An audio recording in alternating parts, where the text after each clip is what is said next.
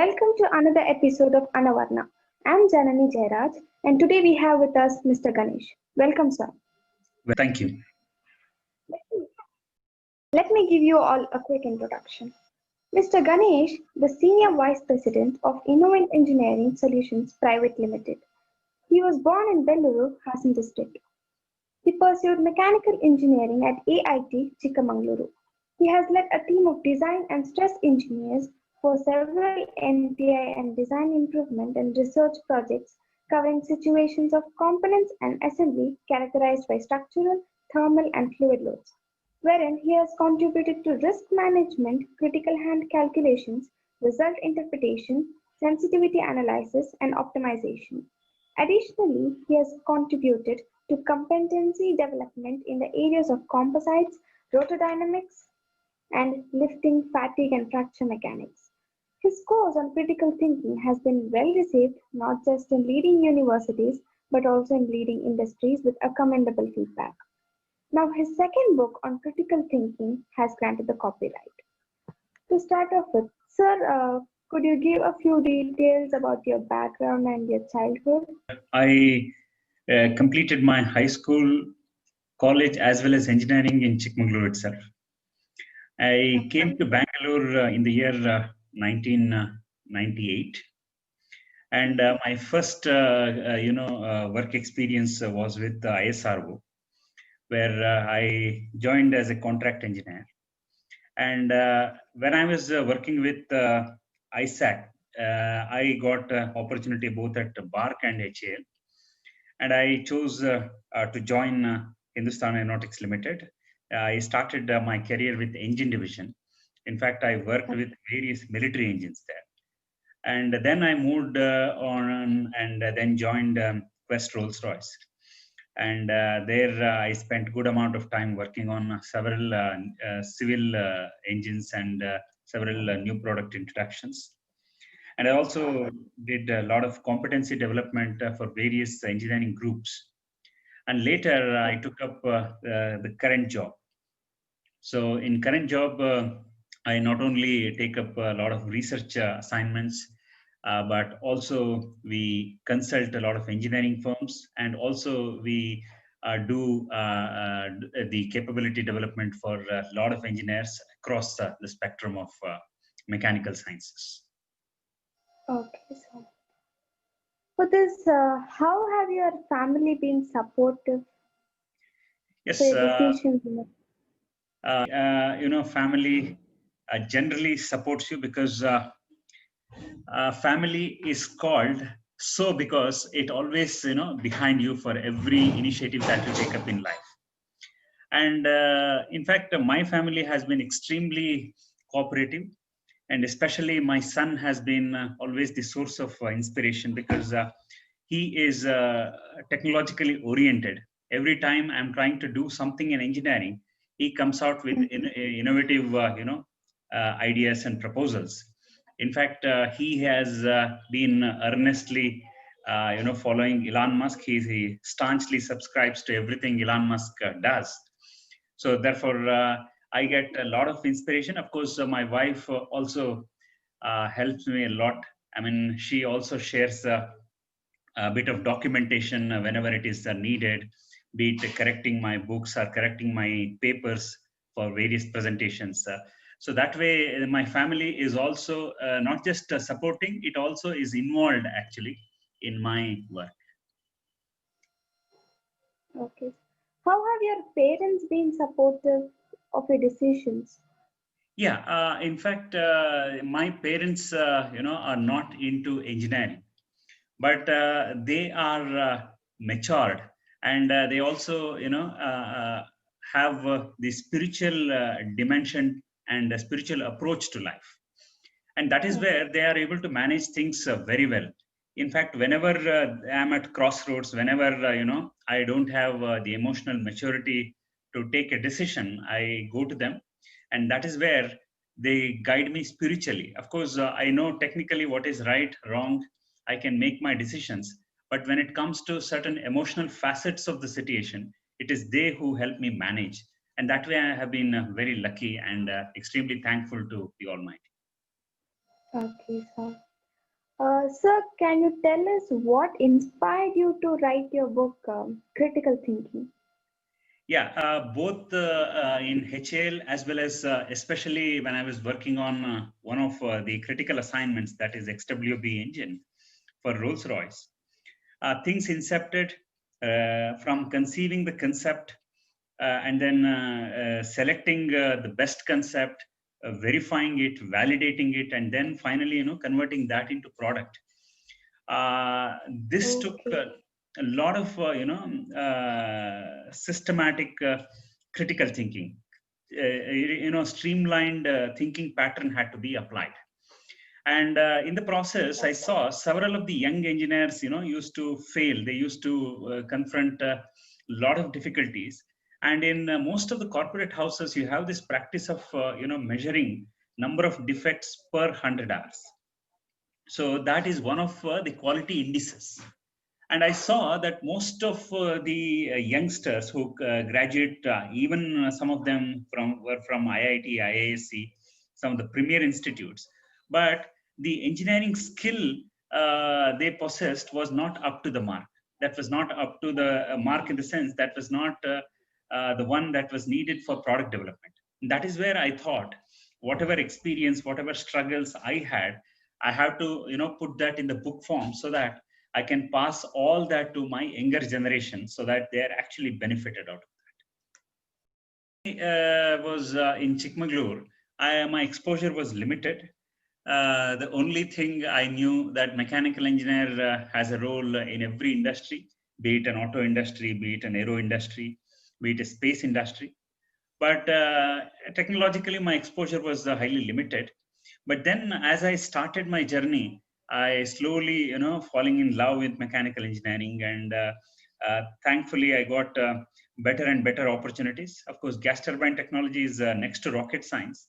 And thankfully, I got a lot of opportunities to work in the area of gas turbine technology, where I was not just exposed to various types of advanced materials, manufacturing methods, lifing, and then various methods of testing, validations, and also some very, very critical and unobvious failures, which are very, very difficult to conceive, contain, and then design against. So this was sort of a holistic exposure. And also, today we are in the era of mechatronics, because if you looked at any aircraft technology, people are doing away with the old hydraulic and pneumatic systems, and everybody is switching to power electronics. So therefore, today, in today's context, mechanical engineering has to be conversant with sensors, actuators, control engineering. And of course, today digital twin is coming up, and every physical asset has a digital twin, be it a plant, be it a manufacturing plant, be it a machine, be it a windmill, whatever. So mechanical engineering is actually developing and adding to itself more and more dimensions. So it is becoming all the more challenging, fascinating, and rewarding. So therefore, at the end of the day, you feel extremely satisfied because you struggle with mathematics, you struggle with electromagnetics, you struggle with structures. So it is seriously a superb experience. Then, what made you to take mechanical engineering, sir? You are desiring to lead a team, or if you want to be a leader, first of all, you should be absolutely confident with your persona, because you must believe that you have enough knowledge and you can independently take decisions, right? And if you don't have these two qualities, then you should not take up leadership, because a person who can work independently, who can take decisions independently, can be leader. The third important thing is you must have empathy. Empathy is one of the greatest forms of intelligence. You must empathize with every team member. You must know his or her strengths and weaknesses. And the job allocation is very, very critical, because 50% of your success as a leader is, rather lies in job allocation. If you allot the right assignment to the right engineer, I think the success is assured. And also, you got to be very, very systematic, because every day, whatever you do has to be recorded. You must introspect. You must also anticipate risks, And then as a leader, you must always ensure that none of your team members is congested. If there any congestion or any complaint, it must be immediately addressed. Otherwise, success can be a difficult affair. Yes. Yeah. What kind of leadership principles were to follow at HAL for your projects?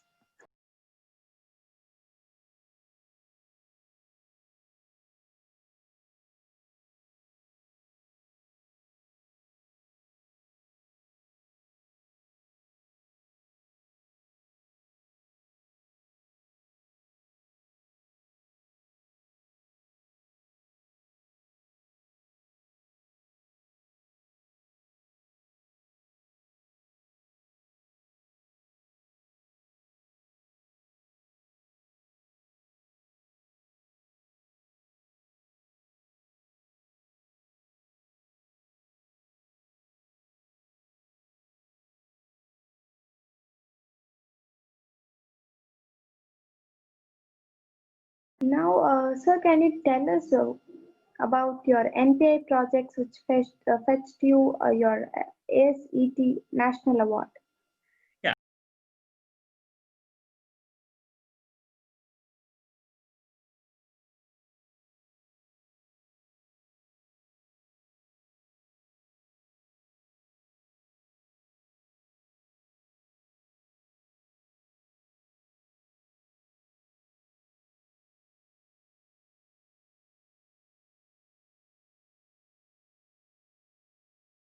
It is not through NPI projects, because I was deputed to UK for NPI project process familiarization. But in the process, I had to undergo several trainings. Of course, Rolls-Royce is known for competency development, and some of the flagship trainings are conceived by Cambridge and some of the leading universities, along with some of the leading engineers of Rolls-Royce. And one of such courses was the holistic gas turbine design course, and which I had to complete along with other courses on stress, fatigue, vibration. So, and subsequently, we were examined by a group of engineers, because it is not just completing the course, whether there has been a significant engineering value addition through that course has to be evaluated. And whoever passes that particular course is actually awarded a level 4 national award. And that certification I earned in that process. What type of exams or what type of tests will be conducted, sir? Like you said us that a group of people. You are actually given a typical academic test, but of course, all the situations in that particular question paper are related to gas turbine, and some of them are numerical, some of them are are designed on practical appreciation for the gas turbine technology. It is not a typical syllabus driven question paper. It is a question paper that has got elements of both the practical understanding and a few theoretical questions were also there, but most of it tested your familiarity with the technology, your detailed understanding, critical thinking, and ability to solve problems. Because if you look at any training that is offered by UK, the basic, the fundamental, the point, our objectivity is on problem solving. If you are a good problem solver, you can pass exams. Of course, information is always needed, but maybe in future, they may go towards a system where you are given complete access to information, either via Google or via textbooks, open textbook exams, what generally IITs conduct. That kind of system people may move to in the future. But I think information is something that should not be tested in exams, where your organic traits, such as critical thinking, problem solving, these visualization traits have to be tested. And that's what exactly most of these UK systems do. Okay. So, what was the most memorable time to you as a student? Yeah, in fact, I have had a lot of fun both in my engineering high school as well as in pre-university studies. Maybe in one of the situations, perhaps I won a prize for my, linguistic and oratory skill. And in some situation, I have sung a song and bagged a prize. And in some situation, I presented a paper. Maybe I was, pursuing engineering. And in some situation, I solved a problem where the entire the class could not. For example, in heat transfer class, I did, solve a challenge thrown at me, which the entire, both the sections of mechanical engineering could not, successfully do.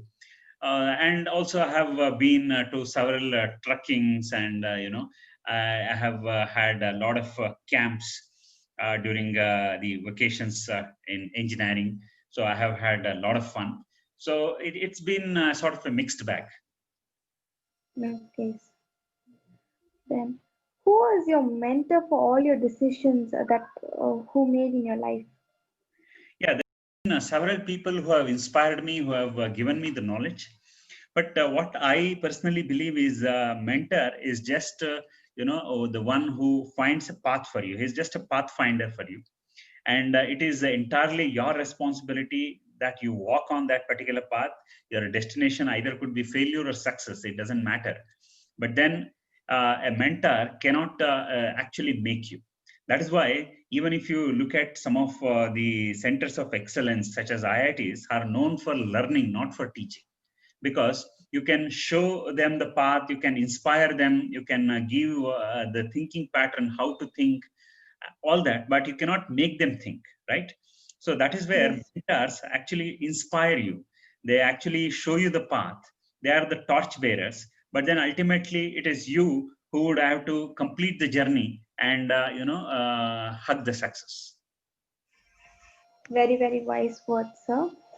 Then, what advice would you give the young and the upcoming generations? There are two things. One is you will have to be extremely clear about what you want to do in life. And one must very, very categorically realize that nothing comes free in this life.